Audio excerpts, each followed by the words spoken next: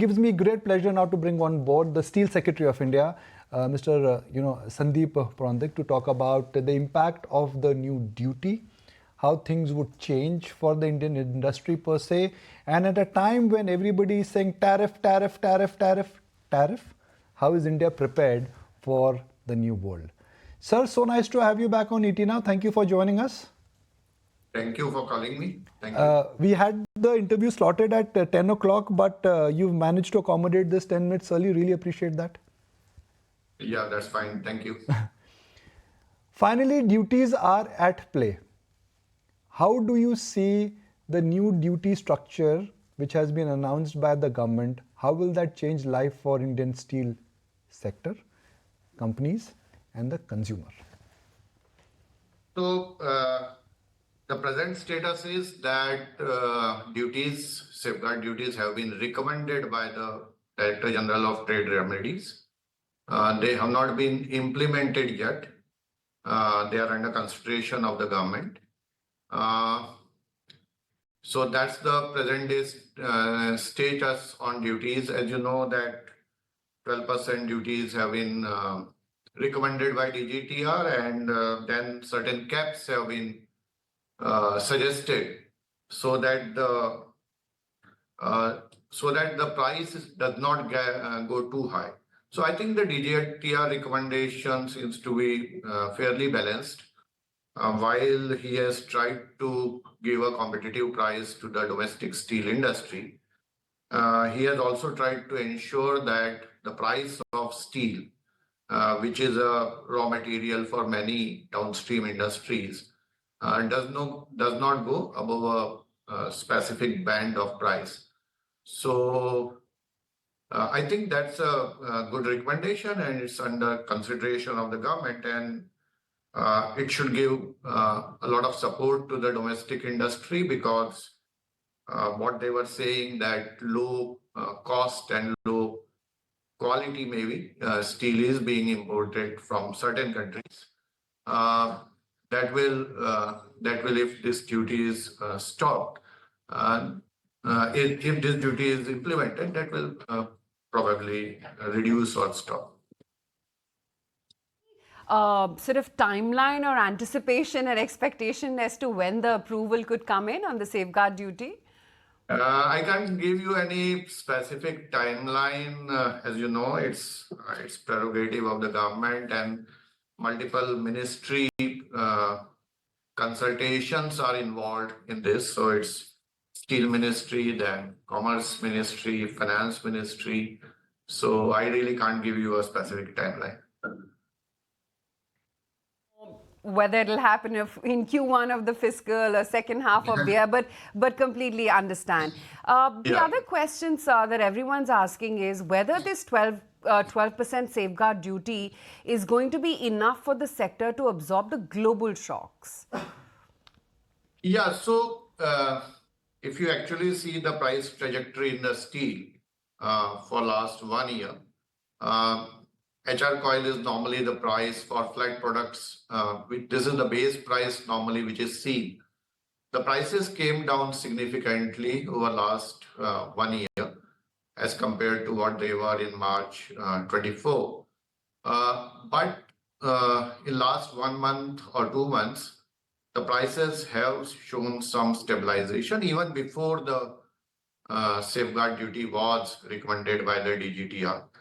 And in long products, there has not been much decline in prices. They are okay as compared to earlier prices. But flat products were seeing a lot of decrease, and there seemed to be some upward swing for last couple of months. So I think a 12% duty should be sufficient, because what we should understand is that the overall import of steel in the country is not very high. It's about 7, 8, 9 million tons. But that works, or that becomes a sort of a benchmark price for domestic industry. So if because of this duty, the imports are discouraged, then the domestic prices will also increase to a reasonable level. As I have said, I think also in the last interaction with you, that for India, it is important that steel companies, both in private and public sector, and both the ISPs and the small scale industry, have enough capital to invest to meet the domestic demand in the foreseeable future. As you know, that India is the only major economy, while the world is seeing only a steel growth of 0.5 to 1%. The World Steel Association says this year's estimate to be about 1.5% worldwide. India is showing an increase or a growth of about 11%, 12%. This year it is 11.5%. So by 2030, we will have a demand of 270 to 80 million tons of steel. And to meet that, we will need a capacity of 300 plus million ton. And that basically means that more than $100 billion investment is required.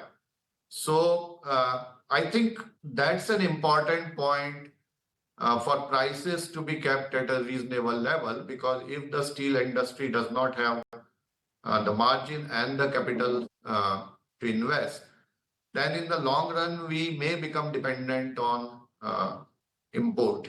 And that will be against the spirit of Atmanirbhar Bharat.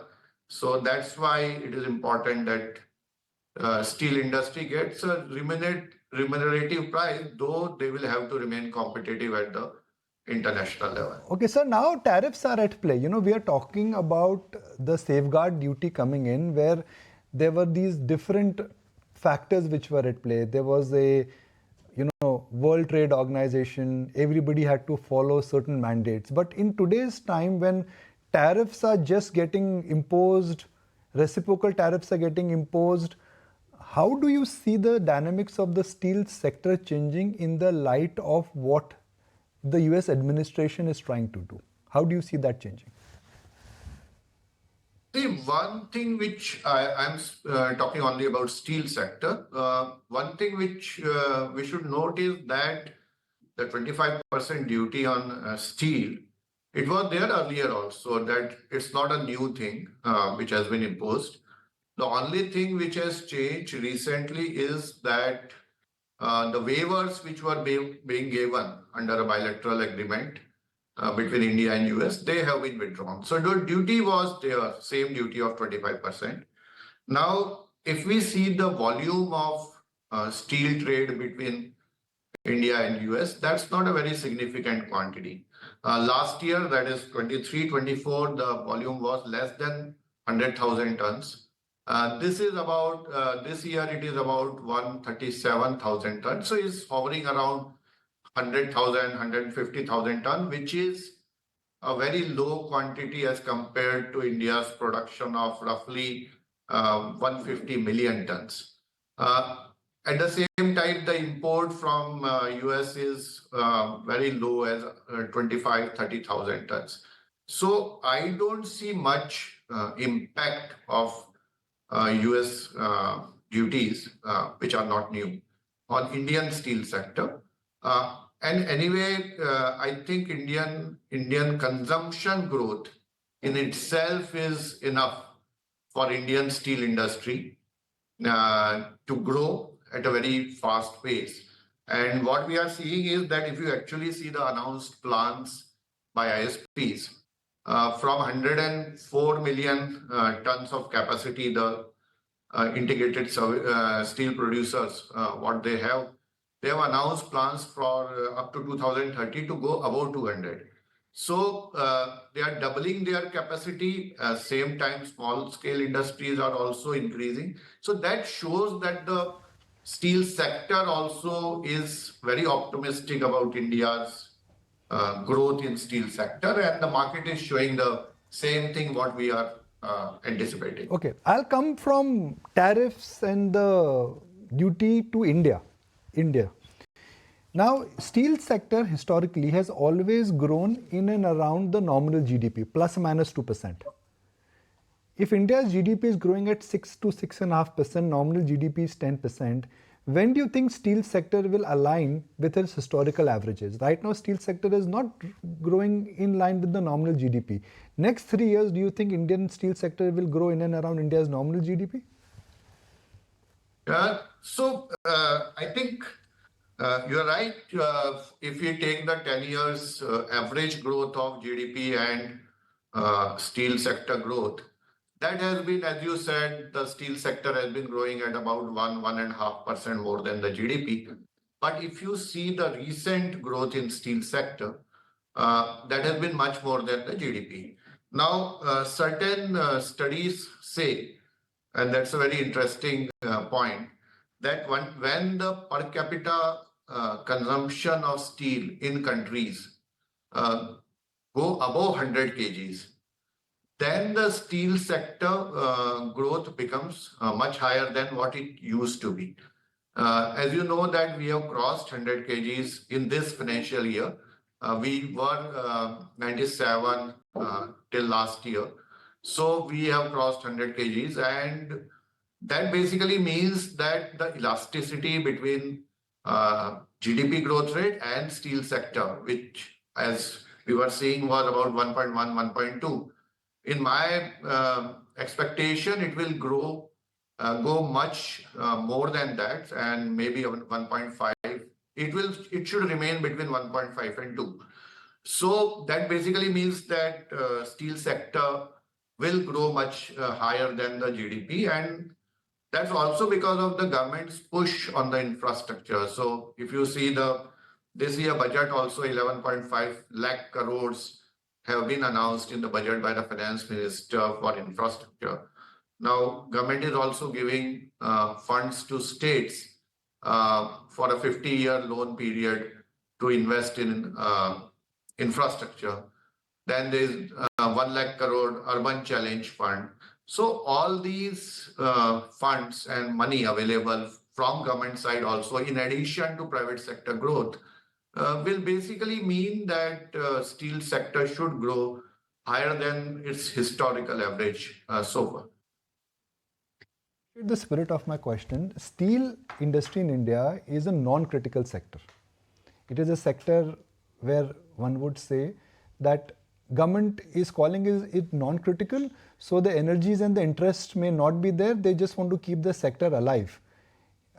I mean, is that a valid concern? That is non-core है जी, छोड़ दो. That's a difficult question. So basically, I think what you are saying is that when the government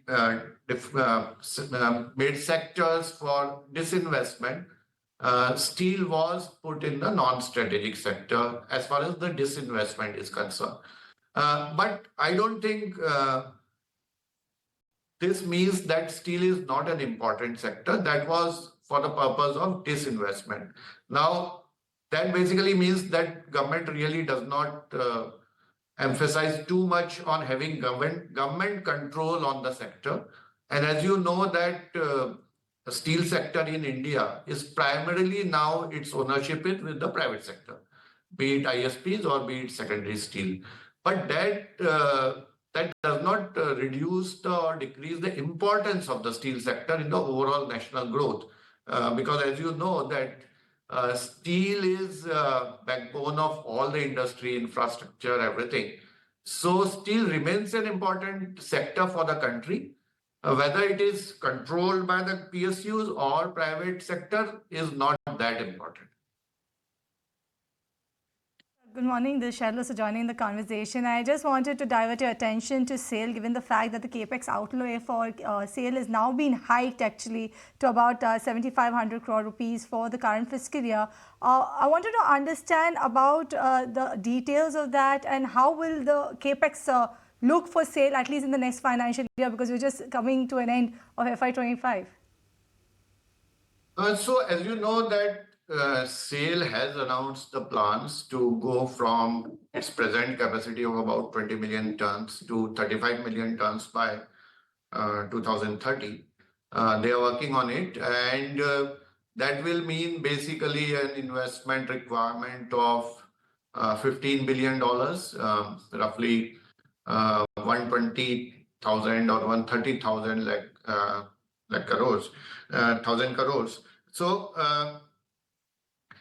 right now they have already started on expansion of their Burnpur plant.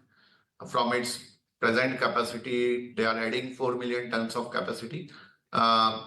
That work has already started on the technological packages. Probably next financial year, that work will start on the ground. They are now working on Rourkela and Bokaro plants and also examining the Bhilai plant. So in total, they are planning to add 15 million, out of which 4 million ton will roughly come from debottlenecking or augmenting the present capacity, and rest will come from greenfield projects. So we should see a significant investment in infrastructure, in expansion by SAIL starting from next year. That is from 26-27. Right. Sir, lastly, I just wanted to get your view once and for all to clear the air. Given the fact that steel sector, yes, you have a lot of news flows now coming in for tariff, what the government will do to protect the industry. A final word for all of them who are watching the show right now, and would like to hear from you whether you can allay all the concerns with regards to the sector, that the sector will be in firm footing, the government will back it. I think there's no doubt even earlier that government will ensure that the sector grows in line with the country's growth. In fact, as I said earlier, at a higher growth rate. We are bringing a lot of policy changes to support the sector. So there's a national steel policy of 2017. We are reviewing it. In view of the present status, we will bring a new steel policy. There is a policy for domestically produced steel. So all government departments are required to procure domestic steel. Then we have created a new fund for research and development in steel. We are also ensuring that substandard steel is not brought in the country by covering almost all grades of steel in the quality control orders and BIS standards. So government is fully with the steel sector, and all required policy changes, policy supports are in place and are being augmented. So I don't think that steel sector needs to worry at all. In fact, I see as we are 200 million tons presently roughly, I see that in coming years, we will grow very fast in terms of consumption and capacity. And India will be the emerging giant in this sector. Appreciate your time. You've been very, candid and very accommodative with the interview request. Thank you so much. Thank you. Thank you. If you like this video, then like, share and subscribe to ET Now.